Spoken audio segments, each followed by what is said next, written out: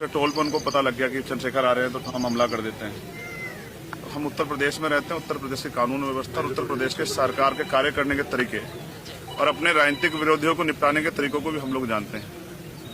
किसी को CBI ED income tax से निपटा रहे हैं, किसी को मुकदमों से जेलों में ठूस के जबरन झूठे मुकदमे लगा के झूठे गवाह तैयार करके निपटा रहे हैं और जो उनसे नहीं बचे हैं उनको गोली के जरिए जो निपटाने काम कर रहे हैं। इसलिए मैं अभी जांच के कई तथ्य है और जांच लंबी चलने वाली है। मुझे उम्मीद है कि पुलिस बिना किसी दबाव के निष्पक्ष जो है वो इन्वेस्टिगेशन करेगी और इसके पीछे कौन है, किसने किसके कहे पे, किसके इशारे पे किसने पैसा दिया, हथियार कहां से आए, ऑटोमेटिक पिस्टल्स कहां से वो बरामद हुई, कौन कौन इसके पीछे है, कौन मॉनिटर कर रहा था, कौन जो है रेकी कर रहा था, इन सब की जांच हो। इसलिए भी जरूरी है कि आज मेरे साथ है, कल किसी और के साथ ना हो, क्योंकि उत्तर प्रदेश में विपक्ष के लोग बड़ी मजबूती से जो है अपनी लड़ाई को लड़ रहे हैं। और ये तो उत्तर प्रदेश है, यहाँ तो चुनाव सजा होने के बाद पता लगता है कि डीएम साहब के दबाव में मुकदमे लिखा गया था, बाद में वादी मना कर देता, लेकिन तब तक बहुत कुछ बदल जाता तस्वीर। पुलिस के आपके खुलासे से आप संतुष्ट हैं या नहीं? मैंने कहा कि मैंने उनको पर्याप्त समय दिया कि वो अपनी कार्रवाई को, गिरफ्तारी की प्रक्रिया आगे बढ़ाए। तो गिरफ्तारी हुई है। मुझे नहीं लगता कि जिन्होंने इतना बड़ा हत्याकांड, तो पुलिस ने कहा ना, आपने सुना कि भाई वो हत्या करना चाहते थे, तो जो हत्या करना चाहता था उसके पीछे कोई बड़ा कारण हो, छोटा कारण नहीं हो, जिस तरह कारण को आप हवाला दे रहे हो। और मैं लोकतांत्रिक व्यवस्था में हूँ, संविधान को मानता हूँ। मैं जहां तक मैं मानता हूँ, मैंने किसी का बुरा नहीं किया। आप सब लोग जानते हैं, मैंने किसी को बुरा ना कहा ना किया।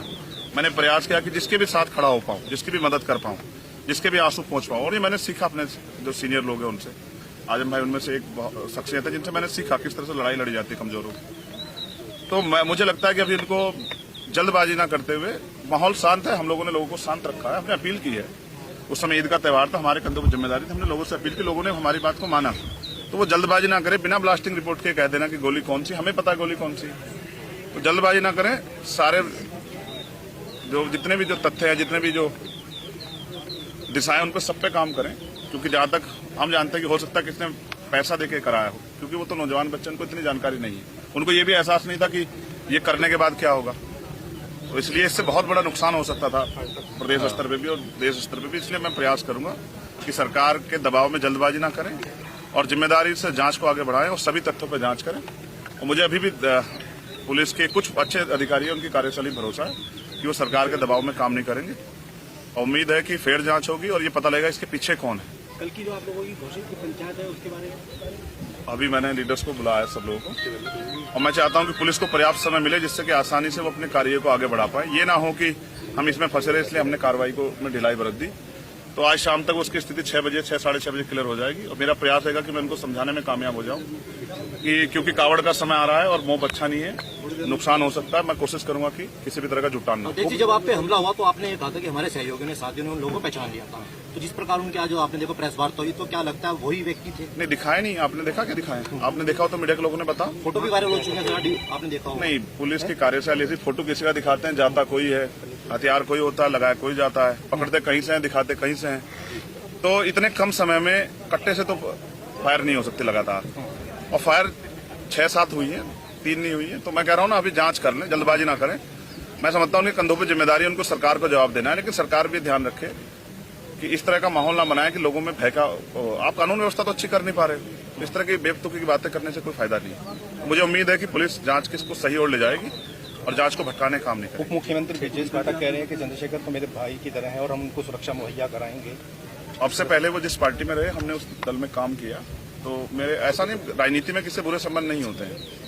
तो मैं तो मुख्यमंत्री को बुरा नहीं कह रहा हूँ, वो अलग बात है कि उनके बहुत सारे कार्य ऐसे हैं जो जन विरोधी है, उनकी भाषा ऐसी है जिसको लोकतंत्र में कोई जगह नहीं दी जा सकती। लेकिन फिर भी मैं कहता हूँ कि ठीक है, उनको अपनी सरकार को जनता ने बहुमत दिया, चलाएं, और किसको सुरक्षा नहीं देनी, किसको देनी है तो सरकार को तय करना है।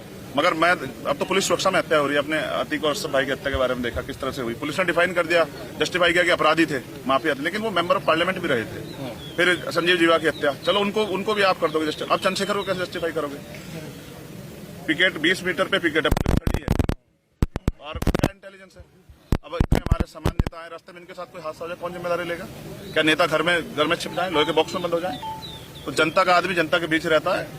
भविष्य में ऐसी घटनाएं हो सकती हैं, जब तक पूरी कलह नहीं खुलेगी, वो आखिरी जो उनका मास्टरमाइंड वो नहीं पकड़ा जाएगा, उसको नहीं सामने करेंगे, तब तक नहीं पता। जिसने फिरौती ले रखी है, मुझे ऐसा लगता है उसकी मालिक की बात पूरी कल फिर करवाएगा। तो मैं हर खतरे के लिए तैयार हूँ, लेकिन मैं भी जनता के बीच जैसे रुकूंगा नहीं, मैं जाऊंगा जनता। पुलिस कह रही है कि जो मोटो था इनका गोली चलाने का वो ये था कि चंद्रशेखर जो देश के अंदर अपने बयान दे रहे हैं, हम उनसे आहत थे और हम लोगों को बड़ी तकलीफ हुई। जो मोटिव क्या था? यही बता रहे हैं कि उनसे हम लोग वो हो गए। ये तो उनका विचार है, मोटिव हत्या करना था ना, ये तो सत्य है ना। ये तो नहीं था मैंने किसी जानबूझ के करा लिया। ये तो यूपी की पुलिस है ना, नहीं, सरकार। इस तरह की बात भी चली कि शायद चंद्रशेखर ने वो लेने। चलो ये तो स्पष्ट हो गया ना। अच्छा हुआ ये नहीं कहा कि ये चंद्रशेखर के ही लोग थे। ये चंद्रशेखर जाति के एंगल पे मैं नहीं जाना चाहता।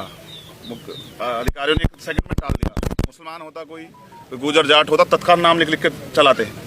तो मेरे उसमें एक बात और भी आई। एक सेकंड रही बात पुलिस की और उसकी, तो मैं फिर कह रहा हूं कि कानून व्यवस्था सबके लिए अच्छी होनी चाहिए, चंद्रशेखर के लिए नहीं, सबके लिए होनी चाहिए, अंतिम व्यक्ति के लिए। और वो माहौल नहीं दे पा रही सरकार, इसलिए मैंने मुख्यमंत्री का नहीं संभाल पा रहे तो दे दो इस्तीफा। आपके यहाँ भी अच्छे लोग हैं, उनको दे दो, वो चला लेंगे। ठीक है, मुख्यमंत्री जो भाषण देते हैं उनका असर होता है।